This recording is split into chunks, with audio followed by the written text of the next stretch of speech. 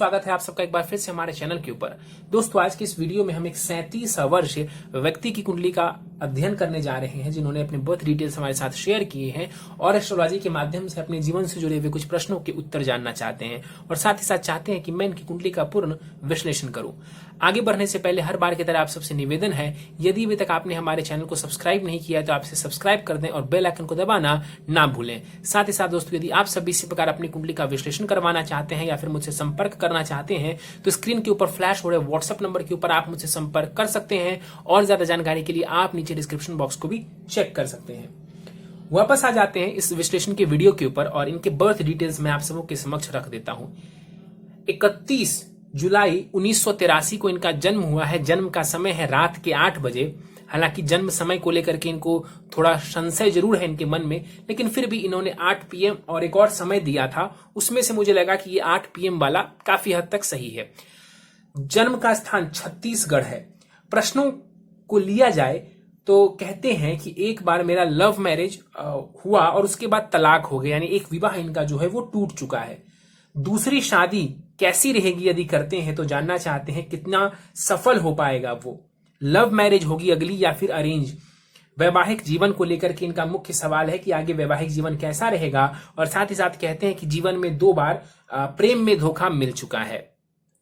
इसके अलावा इन्होंने बताया है कि ये सरकारी नौकरी में है, कई वर्षों से ये सरकारी नौकरी में है और टीचिंग के क्षेत्र में टीचर हैं ये स्कूल में।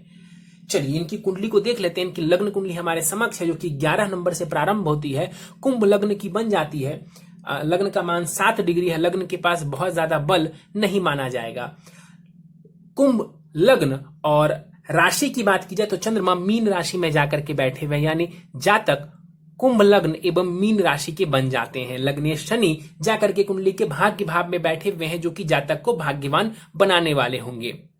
कुंभ लग्न वाले व्यक्तियों की बात की जाए तो ऐसे व्यक्तियों का स्वभाव बढ़िया माना जाता है। ऐसे लोग फ्यूचर को लेकर के बहुत ज्यादा आशान्वित रहते हैं और समाज वगैरह के लिए भी कई बार कार्य करते हुए देखे गए हैं। बहुत सारे आपको इन्वेंशन करने वाले भी इस लग्न वाले या फिर इस राशि वाले व्यक्ति मिल जाएंगे। तो खोजी नेचर के होते हैं, कुछ ना कुछ इनके मन में चलता रहता है। एक एक करके ग्रहों को देखें तो चंद्रमा दूसरे खाने में 27 डिग्री का बैठा हुआ है बाल अवस्था में, और इस कुंडली में चंद्रमा को समझे तो वो षष्ठेश है, जाकर के कुंडली के धन भाव में बैठे हुए हैं। यहां पर चंद्रमा बैठा हुआ है, बढ़िया स्थिति है। जॉब के माध्यम से धनोपार्जन की स्थिति यहां पर नजर आ रही है। शत्रुओं के माध्यम से भी धनोपार्जन देखने को मिल सकता है और दूसरा शत्रु थोड़ी परेशानी डाल सकते हैं इनके धन संपत्ति वाली स्थिति में। एक बात इनके बारे में बताई गई थी कि ये स्टैमर करते हैं, स्टैमरिंग की परेशानी यानी हकलाहट की परेशानी है इनको, और उसके पीछे का यदि छोटा सा कारण मैं आपको बताना चाहूं जो मुझे नजर आ रहा है। षष्ठेश है चंद्रमा इस कुंडली में, छठा भाव यानी रोग का भाव होता है और वो चंद्रमा जाकर के दूसरे खाने में बैठे हुए जो कि स्पीच का होता है। दूसरा भाव दाहिनी नेत्र का भी होता है। तो यहां पर चंद्रमा बैठ करके नेत्र संबंधित परेशानी और वाणी संबंधित परेशानी कुछ हद तक दे सकते हैं। यहां पर चंद्रमा कहना चाहिए कि केमद्रम दोष में है, लेकिन गुरु से ये दृष्ट है तो केमद्रम दोष का कोई बहुत ज्यादा असर देखने को नहीं मिलेगा। फिर भी मीन राशि के बनते हैं तो मन में कई प्रकार के विचार आएंगे, इमोशनल भी होंगे आप, और प्रैक्टिकल बनिए। प्रैक्टिकल बनेंगे तो आपके लिए ज्यादा बेहतर स्थिति रहेगी। आगे बढ़ जाते हैं, पंचम भाव को देख लेते हैं। राहु एवं मंगल पंचम भाव में बैठे हुए हैं और दोनों के डिग्री को बड़े ध्यान से आप देखिए। राहु 0 डिग्री पर है और मंगल 27 डिग्री के ऊपर है। तो यहां पर अंगारक दोष का कोई बहुत ज्यादा इफेक्ट या ना के बराबर इफेक्ट आपको देखने को मिलेगा। वैसे राहु मंगल साथ में बैठ जाए तो इसको हम अंगारक दोष का नाम देते हैं, लेकिन यहां पर कुछ ऐसा आपको देखने को नहीं मिलेगा। पंचम भाव शिक्षा, संतान एवं प्रेम संबंध का होता है। यहां पर राहु बैठे हुए हैं तो निश्चित रूप से प्रेम संबंध की चीजों में ये आपको लेकर के जाएंगे। राहु पंचम में बैठा हुआ है अपनी उच्च की राशि में, और इस राशि में आमतौर पर राहु को उच्च का मानते हैं। तो ये राहु आपको इंटेलिजेंट भी बनाता है। राहु एक ऐसा ग्रह है जो कि व्यक्ति को इंटेलिजेंट भी बनाता है, और यहां तो आपका राहु बुध की राशि में बैठा हुआ है तो निश्चित ही ये राहु आपको इंटेलिजेंट बनाने वाला होगा। हालांकि 0 डिग्री का राहु है, बल यहां पर राहु के पास थोड़ा कम माना जाएगा। राहु बुध के तरह परिणाम देगा, बुध की स्थिति ठीक मानी जाएगी। बुध इस कुंडली में देखा जाए तो कारक भी होते हैं और सप्तम में जाकर के बैठे हुए हैं। राहु यहां पर बैठा हुआ है, प्रेम को लेकर के जो आपको परेशानी है वो राहु एक से ज्यादा अफेयर्स देने का काम करता है, एक से ज्यादा प्रेम संबंध देने का काम करता है। लेकिन यहां पर मंगल भी आपको नजर आ रहे होंगे और मंगल इन चीजों में माने जाते हैं, ब्रेकअप वगैरह कराने में मंगल का भी हाथ होता है। तो राहु मंगल दोनों का चूंकि इस पर इफेक्ट पड़ रहा है, इस वजह से ऐसी स्थिति देखने को आपको जीवन में मिली। राहु यहां पर कुंडली के भाग्य भाव को देखेंगे, यात्राएं वगैरह ये आपको करा सकते हैं, धन लाभ के लिए भी ये ठीक है। और लग्न के ऊपर राहु की दृष्टि पड़ेगी तो ये आपको ज्ञान ही देंगे, ज्ञान की जगह मुझे कहना चाहिए कि ये आपको बुद्धि देने वाले होंगे। तो राहु आपकी कुंडली में खराब नहीं है। हाँ, इतना है कि राहु पंचम में बैठा है तो एक से ज्यादा प्रेम संबंधों को ये जरूर दर्शाते हैं। आगे बढ़ जाए, मंगल को देख लें। 27 डिग्री के साथ यहां पर मंगल मृत अवस्था में है और साथ ही साथ ये अस्त के भी हैं। अस्त का ये मंगल सिर्फ और सिर्फ नाम का है, क्योंकि अगर डिस्टेंस देखी जाए यहां पर सूर्य और मंगल के बीच में तो लगभग यहां पर जो है 17 डिग्री का जो है यहां पर देखा जा सकता है। तो यहां पर मंगल अस्त के लिखे हुए हैं, बट वो अस्त का ज्यादा परिणाम नहीं देंगे। तो मंगल यहां पर पूर्ण रूप से कैपेबल है रिजल्ट देने में। अब इस कुंडली में मंगल को समझा जाए तो वो तृतीयेश है, साहस पराक्रम भाव के स्वामी और आपके करियर के स्वामी है। करियर का स्वामी मंगल जाकर के शिक्षा भाव में बैठा हुआ है। और आप किस क्षेत्र से जुड़े हुए हैं? तो शिक्षा के क्षेत्र से आप जुड़े हुए हैं, आप एक स्कूल में टीचर हैं। कर्मेश मंगल शिक्षा भाव में जाकर के बैठा हुआ है, तो इसने शिक्षा को ही जो है करियर बनाने में आपको मदद किया मंगल ने। मंगल जो यहां पर बैठा हुआ है निश्चित रूप से चूंकि राहु का भी प्रभाव है, फिर से मैं दोहरा दूं, और मंगल का भी प्रभाव है, इस वजह से प्रेम संबंधों को लेकर के आपको परेशानी देखने को मिली। अंगारक दोष का बहुत ज्यादा इफेक्ट यहां पर नहीं देखने को मिलेगा, क्योंकि इन दोनों की डिग्रीज में बहुत ज्यादा फर्क नजर आ रहा है। मंगल की दृष्टियों की यदि बात देखिए, अस्त है मंगल, लेकिन फिर भी इसका प्रभाव बहुत होगा कुंडली में, क्योंकि अस्त वस्त नाम का है। मंगल की दृष्टि पड़ेगी कुंडली के अष्टम भाव के ऊपर। जीवन में कुछ अचानक से बदलाव ये मंगल जरूर करवाएगा, चाहे वो किसी भी क्षेत्र से जुड़ा हुआ हो। अचानक से कोई परिवर्तन, अचानक से कोई घटना आपके साथ घट सकती है।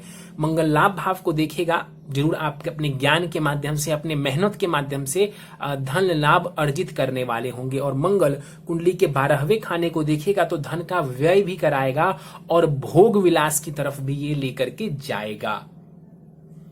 सूर्य की बात कर लेते हैं। सूर्य यहां पर 14 डिग्री के साथ बैठे हुए हैं, युवावस्था का सूर्य है, विवाह का स्वामी है आपकी कुंडली में। अगर लग्न कुंडली को समझा जाए तो विवाह भाव के स्वामी सूर्य जाकर के 6ठे भाव में बैठे हुए हैं, जो कि लड़ाई झगड़ा मुकदमा का होता है।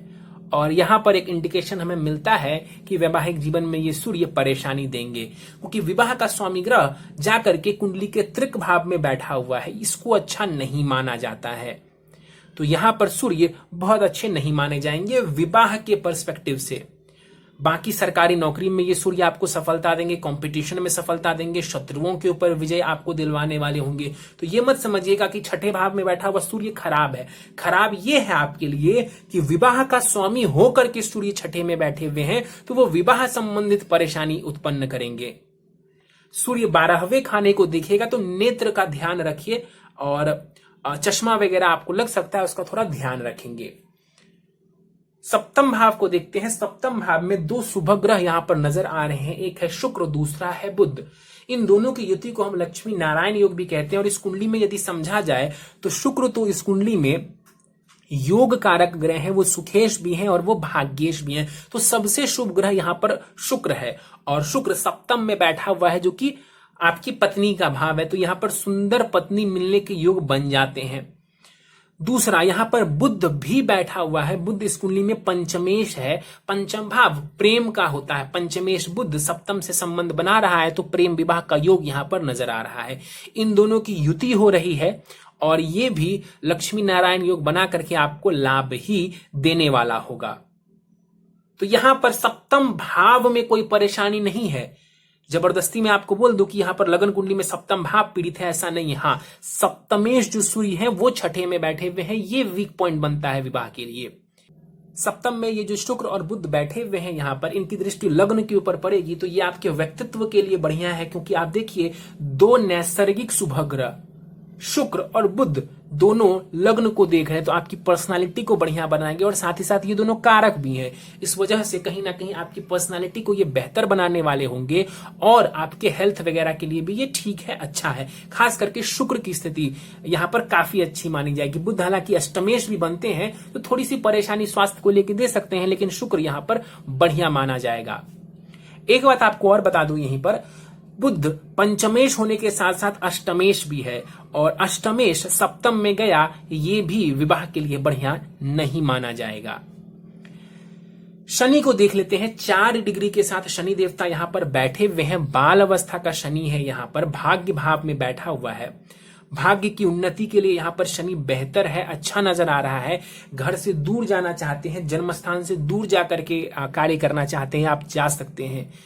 तो शनि यहां पर आपको लाभ देने वाले होंगे। पिता वगैरह से भी लाभ की स्थिति यहां पर शनि दिलवा देंगे आपको। शनि आपको कर्म के माध्यम से यदि आप मेहनत करते हैं, चूंकि शनि भाग्य भाव में बैठे हुए, तो जितनी आप मेहनत करेंगे आपको उतना ही ज्यादा भाग्य से संबंधित लाभ देखने को मिलेगा। बाल अवस्था का शनि यहां बैठा हुआ है, लाभ भाव को दिखेगा तो धन का लाभ निरंतर देता रहेगा। तीसरे खाने को देखेंगे शनि देवता तो आपके पराक्रम में ये वृद्धि करने वाले होंगे और शनि की दृष्टि पड़ेगी कुंडली के 6ठे भाव के ऊपर और यहां पर ये जो शनि है ये सूर्य को देखेंगे तो ये सूर्य को पीड़ित करेंगे। ध्यान से समझिएगा, शनि नवम में बैठा है, ये बहुत शुभ है, पिता के लिए भी ये बहुत शुभ है, लेकिन शनि वहां से बैठ करके सूर्य को दृष्टि करे, ये अच्छा नहीं है, आपके कॉन्फिडेंस के लिए अच्छा नहीं है। और दूसरा, यहां पर जो सूर्य है वो थोड़े पीड़ित हो जाएंगे। गुरु को देख लेते हैं। गुरु कुंडली के 10वें भाव में बैठे हुए हैं। 10वां भाव करियर का होता है, पहले भी मैंने कहा। और इस कुंडली में गुरु धनेश और लाभेश है, यानी कि जो धन का डिपार्टमेंट है ना कुंभ लग्न वालों के लिए, वो पूरा गुरु के हाथों में, और वो गुरु 10वें भाव में बैठे हुए तो इसको अच्छा माना जाएगा। आप कर्म करेंगे तो धन वगैरह का लाभ भी आपको देखने को मिलेगा।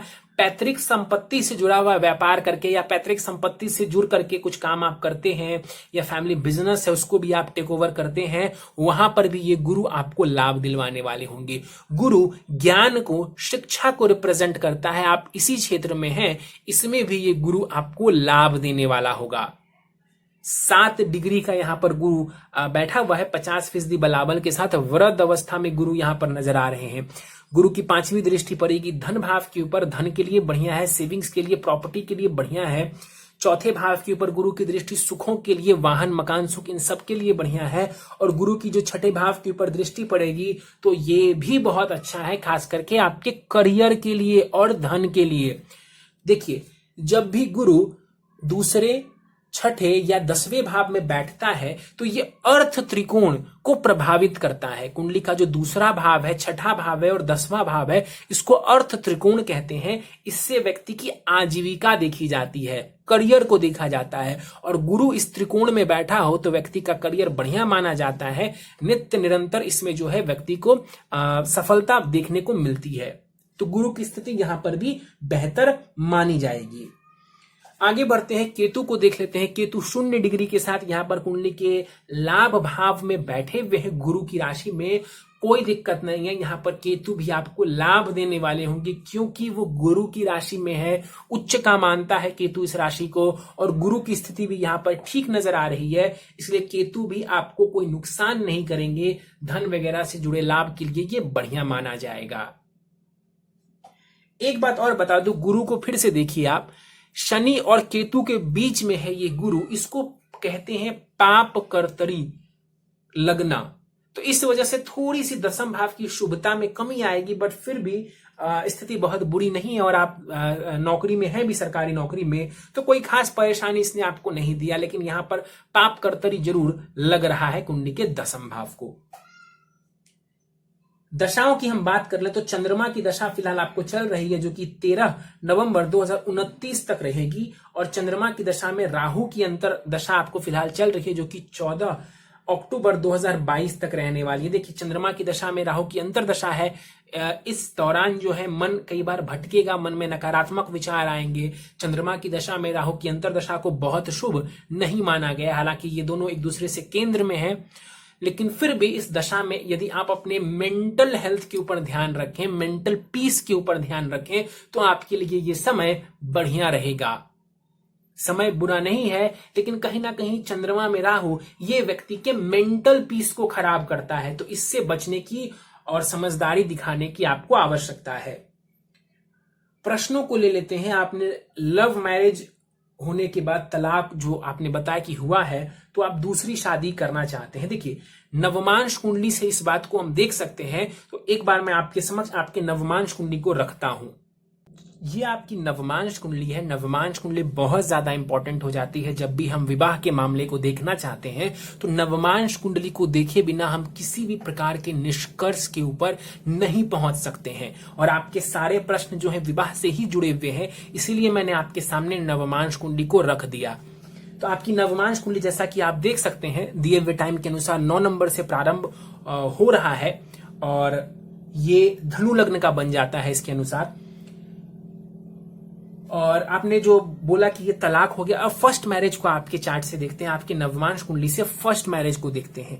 सप्तम भाव विवाह का होता है, यहां पर भी सप्तम भाव को ही हम पहले विवाह के लिए देखेंगे। देखिए, मंगल बैठे हुए यहां पर भी केंद्र त्रिकोण राजयोग यहां पर मंगल बना रहे हैं और प्रेम भाव का स्वामी, प्रेम संबंध भाव का स्वामी मंगल विवाह भाव में आकर के बैठा हुआ है। तो ये लव मैरिज को दर्शाता है और लव मैरिज आपने किया भी।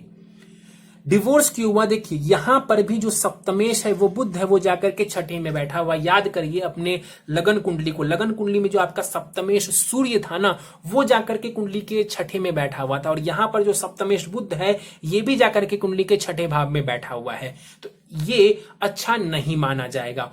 ऊपर से इस बुध के ऊपर शनि एवं सूर्य जैसे ग्रहों की दृष्टि पड़ रही है। शनि एवं सूर्य जैसे ग्रहों की दृष्टि पड़ रही है। शनि पापी है, सूर्य क्रूर है।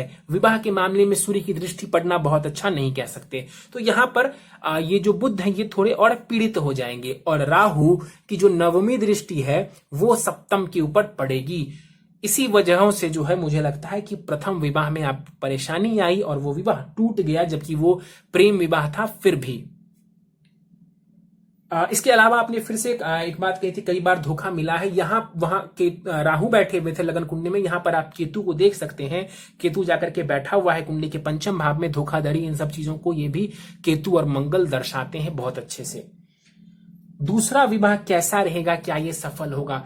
देखिए, दूसरे विवाह को देखने के लिए शास्त्रों में कई सारे मत हैं। मैं ये मानता हूं कि दूसरा विवाह हमें कुंडली के दूसरे खाने से, दूसरे भाव से देखना चाहिए। शास्त्रों में नवम भाव को माना जाता है दूसरा विवाह का भाव, मगर आज के समय में देखा जाए तो कुंडली का जो दूसरा भाव है वो होना चाहिए दूसरी विवाह का भाव। और ज्यादातर एस्ट्रोलॉजर्स इस बात से सहमत होते हैं। तो आपके सेकंड हाउस को देखते हैं सेकंड मैरिज के लिए। इस भाव को ध्यान से देखिए। इसका स्वामी शनि जाकर के कुंडली के 12वें खाने में बैठा हुआ है सूर्य के साथ। ये वीक पॉइंट बनता है, ये वीक पॉइंट बनता है। दूसरे भाव को देखिए तो यहां पर मंगल की दृष्टि, गुरु की दृष्टि और शनि की दृष्टि पड़ रही है। शनि की दृष्टि, चूंकि शनि अपने घर को देखेगा तो ये पॉजिटिव लिया जाएगा और गुरु की दृष्टि पॉजिटिव ली जाएगी। और गुरु इस कुंडली में लग्नेश भी है, नवमांश कुंडली में वो लग्नेश बन जा रहे हैं, लगन के स्वामी, और उनकी दृष्टि शुभ मानी जाएगी। मंगल की 8वीं दृष्टि शुभ नहीं मानी जाएगी, जो कि दूसरे भाव के ऊपर पड़ रही है। क्या निष्कर्ष निकला? निष्कर्ष ये निकला कि दूसरा विवाह करना चाहते हैं, कर सकते हैं। थोड़ी बहुत परेशानी आएगी दूसरे विवाह में भी। विवाह टूट जाएगा ऐसा मैं नहीं बोलूंगा, लेकिन सावधानी बरतते हुए विवाह करेंगे, कुंडली मिलान करके विवाह करेंगे तो आपके लिए बेहतर होगा। अगर सामने वाले की कुंडली में भी ऐसा कुछ योग हुआ तो ज्यादा परेशानी होगी। यहां पर ऐसा लग रहा है मामला कि विवाह नहीं टूटना चाहिए, दूसरा विवाह ठीक चलना चाहिए। हाँ, इतना है कि मंगल की जो 8वीं दृष्टि पड़ रही है वो कुछ ना कुछ आपस में मतभेद की स्थिति बनाए रखेंगे। दूसरी शादी लव मैरिज होगी या फिर अरेंज मैरिज होगी? मंगल शनि बहुत हद तक लव मैरिज को दर्शाते हैं, लेकिन जो गुरु की दृष्टि पड़ रही है वो अरेंज की तरफ इशारा करती है। तो अरेंज होने की संभावना थोड़ी सी ज्यादा मैं कहूंगा। वैवाहिक जीवन कैसा रहेगा? देखिए, थोड़ी परेशानी तो रहेगी, लेकिन फिर भी अगर आप करना चाहेंगे, समझदारी से चलेंगे तो बात बन जाएगी। गुरु की दृष्टि मान लीजिए नहीं पड़ती तो मैं कह देता कि मामला बहुत गड़बड़ है और आपको बचना चाहिए, लेकिन गुरु की दृष्टि पड़ रही है तो मुझे लगता है कि यहां पर एक सेविंग ग्रेस नजर आ रहा है आपकी कुंडली में। चलिए कुछ उपाय वगैरह मैं आपको दे देता हूं जिनसे आपको लाभ देखने को मिलेगा। और देखिए फिलहाल दशाओं को देखते हुए और आपके सवालों को देखते हुए आपको निम्न उपाय बताए जा रहे हैं। नित्य मृत्युंजय मंत्र या महामृत्युंजय मंत्र जिसको आप कहते हैं ओम त्र्यंबकम, उसका एक माला सुबह शाम संभव हो तो जाप करिए, 108 बार सुबह 108 बार शाम को। हर सोमवार शिवलिंग के ऊपर जल दूध से अभिषेक करेंगे महामृत्युंजय मंत्र का जाप करते हुए। धीरे धीरे जल की धारा दूध की धारा गिराएंगे और महामृत्युंजय मंत्र का जाप करेंगे। सूर्य को नित्य प्रतिदिन जल चढ़ाना चाहिए, अर्घ देना चाहिए, इससे भी आपको लाभ देखने को मिलेगा। और ओम बुम बुद्धाय नमः और ओम शम शनिश्चराय नमः, यानी बुध और शनि दोनों के मंत्रों का आपको जाप करना है। आप किसी भी समय कर सकते हैं। एक माला जाप आपको नित्य प्रतिदिन करना है, सुबह शाम जब आपको समय मिले आप इसको कर सकते हैं। इन उपायों से बहुत हद तक आपको लाभ मिलेगा। आपने जो टाइमिंग वगैरह दी थी वो थोड़े संशय में है, उसके हिसाब से जो मुझे सही लगा मैंने आपके चार्ट को बना दिया और उससे यही फिलहाल निष्कर्ष निकला जो कि मैंने आपको बताया। चलिए तो दोस्तों ये था इस 37 वर्षीय व्यक्ति की कुंडली का विश्लेषण। मुझे उम्मीद है कि आपको हमारा यह कार्यक्रम पसंद आया होगा। कार्यक्रम पसंद आया तो आप इसे लाइक करें, शेयर करें। अभी तक आपने हमारा चैनल सब्सक्राइब नहीं किया तो आप इसे सब्सक्राइब कर दें और बेल आइकन को दबाना ना भूलें। साथ ही साथ दोस्तों यदि आप सब इसी प्रकार अपनी कुंडली का विश्लेषण कराना चाहते हैं या फिर मुझसे संपर्क करना चाहते हैं तो स्क्रीन के ऊपर फ्लैश हो रहे व्हाट्सएप नंबर के ऊपर आप मुझसे संपर्क कर सकते हैं। और ज्यादा जानकारी के लिए आप नीचे डिस्क्रिप्शन बॉक्स को भी चेक कर सकते हैं। इस वीडियो में फिलहाल इतना ही दोस्तों। आप सभी का बहुत बहुत धन्यवाद।